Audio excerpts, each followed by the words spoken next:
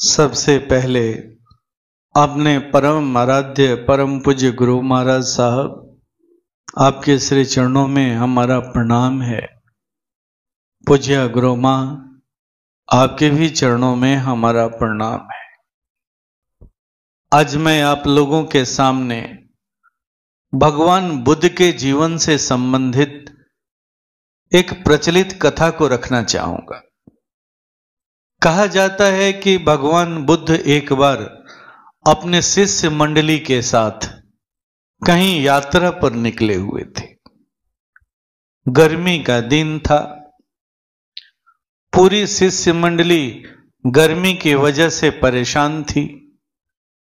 गर्मी की वजह से कोई अपनी प्यास बुझाना चाह रहा था, कोई स्नान करना चाह रहा था। भगवान बुद्ध भी इस बात को अनुभव कर रहे थे। चलते चलते रास्ते में एक सरोवर दिखाई पड़ा। भगवान बुद्ध जब सरोवर को देखे तो उनके अंदर में इच्छा हुई कि कहीं यहीं पर अगल बगल में एक वृक्ष के नीचे बैठ करके कुछ विश्राम कर लिया जाए, शिष्यों को भी इससे कुछ विश्राम मिल जाएगा। इस तरह से भगवान बुद्ध एक वृक्ष के नीचे विश्राम करने का निर्णय ले लिए। अब कई शिष्य उस सरोवर में उतर करके स्नान करने लगे। कोई शिष्य सरोवर में उतर करके अपनी प्यास बुझाने लगे। उन्हीं शिष्यों में से दो शिष्य ऐसे थे जिनके मन में इच्छा हुई कि क्यों नहीं सरोवर के मध्य में चल करके स्नान किया जाए। कहते हैं कि वो इसी लालच में सरोवर के मध्य में जा पहुंचे। जब वो सरोवर के मध्य में पहुंचे तो उन्होंने एक अद्भुत नजारा देखा। उन्होंने देखा कि सरोवर के मध्य में गहरे जल के तल में एक राजा एक पैर पर खड़ा हो करके तपस्या में लीन है। भगवान बुद्ध के जो शिष्य थे ना, वो बड़ा ही अनुशासित शिष्य थे। उन्होंने जब देखा कि कोई राजा यहां पर तपस्या कर रहा है तो वो बड़े चालाकी के साथ वहां से धीरे से हट गए। उन्होंने वहां पर कोई हलचल पैदा नहीं किया। जब शिष्य मंडली ने पूरी तरह से विश्राम कर लिया तो फिर भगवान बुद्ध ने आगे बढ़ने का निर्णय लिया। रास्ते में मौका पाकर के इन दोनों शिष्यों ने भगवान बुद्ध से पूछा, प्रभु, आज हम लोगों ने सरोवर में एक अद्भुत चीज देखा है। हम लोगों ने देखा कि सरोवर के गहरे जल के निचले तल में एक राजा अपने एक पैर पर खड़ा होकर के तपस्या में लीन है। आज हम लोग आपसे यही जानना चाहते हैं कि अगर संयोगवश उस राजा की इसी अवस्था में मृत्यु हो जाती है तो फिर उसकी गति क्या होगी। कहते हैं कि भगवान बुद्ध उन दोनों शिष्यों की बात सुन करके मौन हो गए। थोड़ी देर के बाद मौन तोड़ते हुए उन्होंने कहा, अगर इस समय राजा की मृत्यु हो जाती है तो राजा नरक को प्राप्त होगा। इतना कह करके भगवान बुद्ध आगे बढ़ गए। वो दोनों शिष्य भी भगवान बुद्ध की बात सुनकर के मौन हो गए। कहते हैं कि कुछ दिनों के बाद भगवान बुद्ध उसी रास्ते से लौट रहे थे। लौटते वक्त उन्होंने फिर उसी सरोवर के किनारे एक वृक्ष के नीचे विश्राम करने का निर्णय लिया। सरोवर को देख करके जो शिष्य मंडली थी वो सरोवर में उतर गई। कोई स्नान करने लगा, कोई अपनी प्यास बुझाने लगा। कहते हैं कि उत्सुकतावश वो दोनों शिष्य इस बार भी सरोवर के मध्य में जा पहुंचे। जब सरोवर के मध्य में गए तो देखते हैं कि आज भी वो राजा सरोवर के गहरे जल के तल में एक पैर पर खड़ा होकर के तपस्या में लीन है। राजा को तपस्या करता देख करके वो दोनों शिष्य वहां से लौट गए। फिर उन्होंने भगवान बुद्ध से वही प्रश्न दोहराया, प्रभु आज भी हम लोगों ने उस राजा को सरोवर के गहरे जल के तल में एक पैर पर खड़ा होकर के तपस्या करते देखा है। आज हम लोग जानना चाहते हैं कि किसी संयोगवश आज अगर इस राजा की मृत्यु होती है तो उसकी गति क्या होगी। इस बार भी भगवान बुद्ध दोनों शिष्यों की बात सुन करके कुछ देर के लिए मौन हो गए। फिर थोड़ी देर के बाद मौन तोड़ते हुए उन्होंने कहा, अगर आज इस समय इसी क्षण राजा की मृत्यु हो जाती है तो वो निर्वाण को प्राप्त करेगा। अब भगवान बुद्ध की बात सुन करके दोनों शिष्य भौचक्के रह गए। उनकी उत्सुकता और बढ़ गई। उन्होंने भगवान बुद्ध से पुनः पूछा, हे प्रभु, आज से कुछ दिन पहले जब हम लोग इस रास्ते से जा रहे थे तो राजा इसी सरोवर के मध्य में इसी अवस्था में खड़ा होकर के तपस्या में लीन था। जब हम लोगों ने आपसे उसके बारे में पूछा था तो आपने कहा था कि अगर इस समय इसकी मृत्यु होती है तो यह नरक को प्राप्त करेगा। लेकिन आज जब हम लोग देख रहे हैं तो वो राजा उसी अवस्था में आज भी तपस्या में लीन है और आज उसके बारे में आप कह रहे हैं कि अगर आज इसकी मृत्यु होती है तो यह निर्वाण को प्राप्त करेगा। हे प्रभु, आप हमें क्षमा करेंगे, आज आपके वाणी में हमें भेद दिख रहा है। उस समय भी राजा तपस्या में लीन था और आज भी राजा तपस्या में लीन है। उस दिन तो आपने कहा था कि यह नरक को प्राप्त करेगा और आज आप कह रहे हैं कि महान निर्वाण को प्राप्त करेगा। ये कैसा भेद है प्रभु? हम लोग इस भेद को जानना चाहते हैं।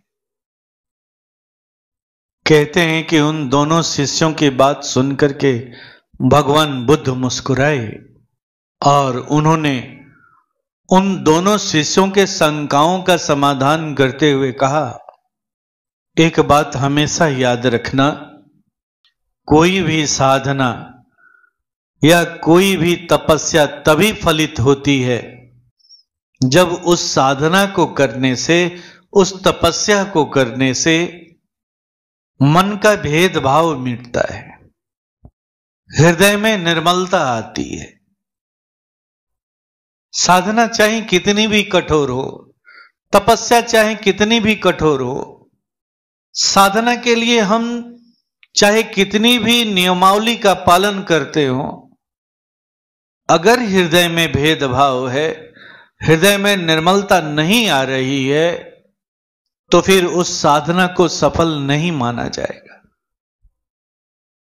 जब तुम दोनों ने उस राजा के बारे में पहली बार मुझसे पूछा था तो उस समय राजा तपस्या में जरूर लीन दिखाई दे रहा था, लेकिन सच्चाई यह है कि वह अपने विचारों से युद्ध कर रहा था।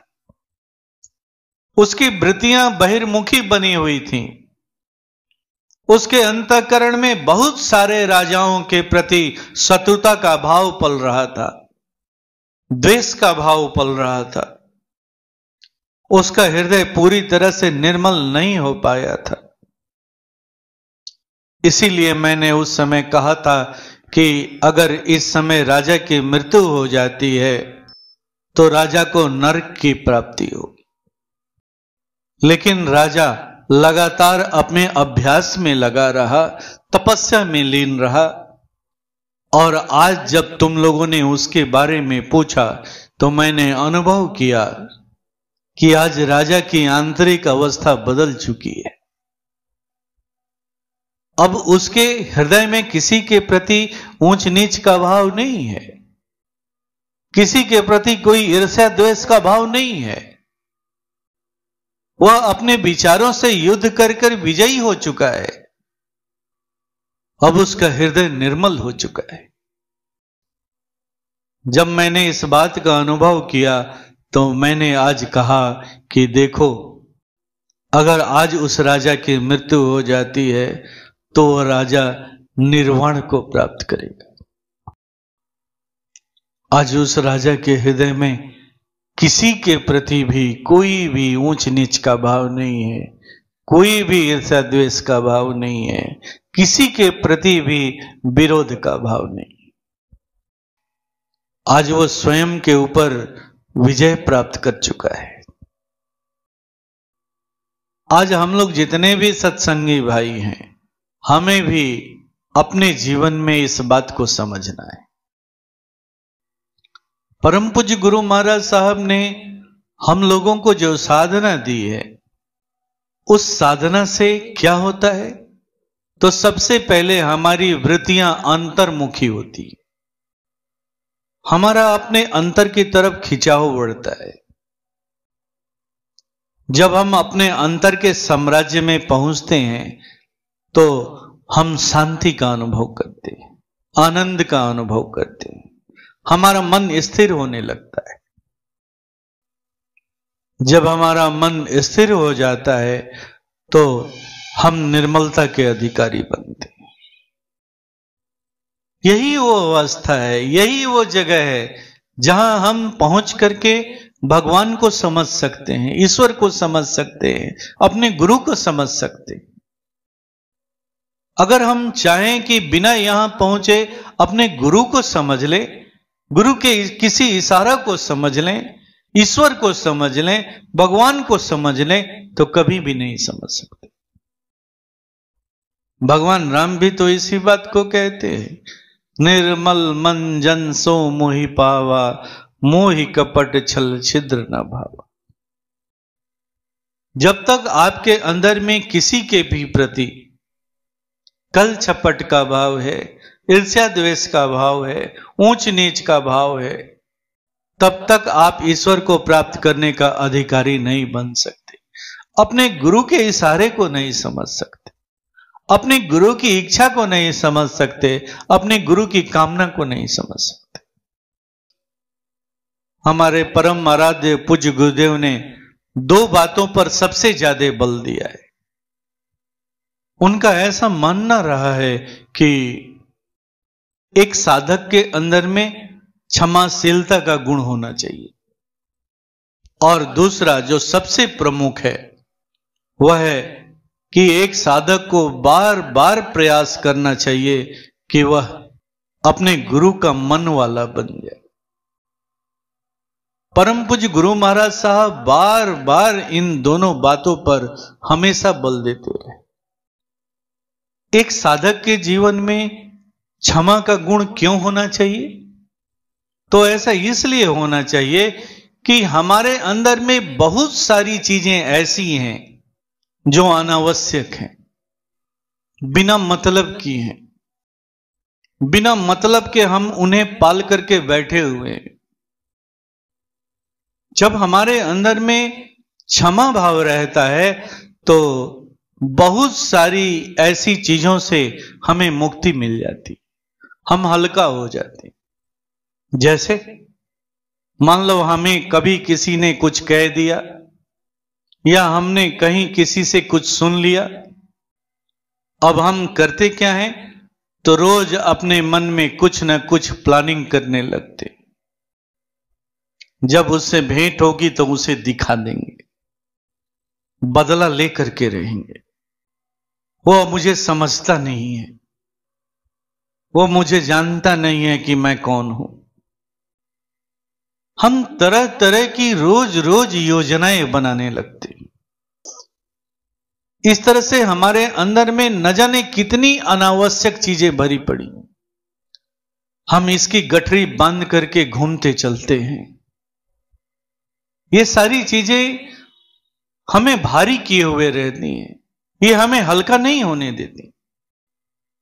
ये सारी बातें हमारे अंदर में ऊंच नीच के भाव को जन्म देती है, ईर्ष्या द्वेष को जन्म देती है। जब हम ऐसे भावों को पालेंगे, जब हम ऐसी चीजों की बार बार खेती करेंगे, तो हम कैसे निर्मल हो पाएंगे? अक्सर हम लोग सोचते हैं कि पहले सामने वाला ठीक हो जाए तो मैं भी ठीक हो जाऊंगा, मैं भी ऐसी बातें सोचना बंद कर दूंगा। लेकिन ऐसा होता नहीं है। पहले आपको अपने आप को ठीक करना होगा। अगर आप अपने भेदभाव वाले स्वभाव के प्रति सचेत नहीं रहेंगे तो आपका हृदय कभी भी निर्मल नहीं हो पाए। आप चाहेंगे कि अपने अंदर में भेदभाव को पालते रहें और निर्मलता की साधना भी करते रहें, तो याद रखिएगा आप अपने आप को धोखा दे रहे हैं। जब एक साधक क्षमा वृत्ति को धारण करता है तो इस बात को आप अच्छी तरह से जान लीजिए कि 80% वह अपने जीवन से अनावश्यक चीजों को मिटा देता है। उसके जीवन से 80% अनावश्यक चीजें हट जाती हैं, स्वतः ही हट जाती हैं। अब वह अपने आप को बहुत ही हल्का अनुभव करने लगता है, उसका बोझिलपन समाप्त हो जाता है, उसका भारीपन समाप्त हो जाता है। अब वह चाहे तो बहुत थोड़े से प्रयास से भी आगे बढ़ सकता है। दूसरी चीज जिस पर परम पूज्य गुरु महाराज साहब ने सबसे ज्यादा बल दिया है वो है गुरु के मन वाला बनने का प्रयास करना। बहुत सारे साधक गण यहां पर भी चालाकी करते हैं। वह गुरु के उन्हीं बातों का चुनाव करते हैं जो बातें उनके मनानुकूल हैं। फिर दावा करते हैं कि हम तो गुरु के मन वाले बन चुके हैं, गुरु के मन का अनुसरण करते हैं। नहीं, यह गुरु का अनुसरण नहीं है, यह आपके मन की चालाकी है। इस तरह से आप यहां पर भी अपने आप से धोखा करते हैं। गुरु का मन वाला तो वही बन सकता है जो गुरु के उन बातों को भी प्रसन्नता पूर्वक स्वीकार करे जो बातें उसके मनानुकूल नहीं। इसी बात को तो भगवान कृष्ण अर्जुन को समझा रहे हैं। भगवान कृष्ण कहते हैं मन मना भव मद भक्तो मद्दाजी माम नमस्करु। हे अर्जुन, छोड़ दे उन सारी बातों को कि तुम्हें क्या अच्छा लगता है और क्या अच्छा नहीं लगता है, तुम्हें क्या मन कर रहा है और क्या मन नहीं कर रहा है, तुम किससे युद्ध करेगा और किससे युद्ध नहीं करेगा। तो केवल मेरे मन वाला बन जा, मेरा अनुसरण कर, मुझे देख। इसी बात को भगवान कृष्ण समझाना चाह रहे। मैं यहां पर एक छोटा सा प्रसंग सुनाऊंगा आप लोगों को। एक बार एक महात्मा ध्यान में लीन बैठे हुए थे। कहते हैं कि उसी वक्त परमात्मा द्वारा आकाशवाणी हुई। परमात्मा ने पूछा, क्या मैं तुम्हारा बन जाऊं? कहते हैं कि महात्मा ने कहा कि नहीं। फिर परमात्मा ने पूछा, तो फिर तुम्हें बता तू क्या चाहता है, मैं तुम्हें मौका देता हूं, तुम मेरा बन जा। कहते हैं कि महात्मा ने कहा कि नहीं। फिर परमात्मा ने पूछा, आखिर तू चाहता क्या है? कहते हैं कि महात्मा ने कहा कि मैं आपके मर्जी वाला बनना चाहता हूं, मैं आपकी मर्जी का कदरदान बनना चाहता हूं। इसमें जो सुख है वो किसी में सुख नहीं। यही है मन मना भव मद भक्तो मद्दाजी माम नमस्कार। तो इस तरह से परम पूज्य गुरु महाराज साहब ने कहा कि अगर एक साधक अपने जीवन में इन दो चीजों को जोड़ ले, एक क्षमा वृत्ति को जोड़ ले और दूसरा वो निरंतर ऐसा प्रयास करे कि वो अपने गुरु के मन वाला बन जाए, गुरु की मर्जी को अपना ले, तो फिर ऐसी हालत में वो बड़ी आसानी के साथ निर्मलता की भूमि पर पहुंच सकता है। क्षमा भाव से 80% अंतःकरण की सफाई हो जाती, हम बोझिल होने से बच जाते, अनावश्यक बोझ हमारे जीवन से हट जाता है, और फिर आगे चल करके हम गुरु के मन वाला बनने का जब प्रयास करने लगते हैं तो ये प्रयास भी आसान हो जाता है, सरल हो जाता है। गुरु का मन वाला बनते ही हृदय स्वतः ही निर्मल हो जाता है। यही तो हमें होना है, यही तो ईश्वर की भूमि है जहां ईश्वर रहता है। ओम शांति।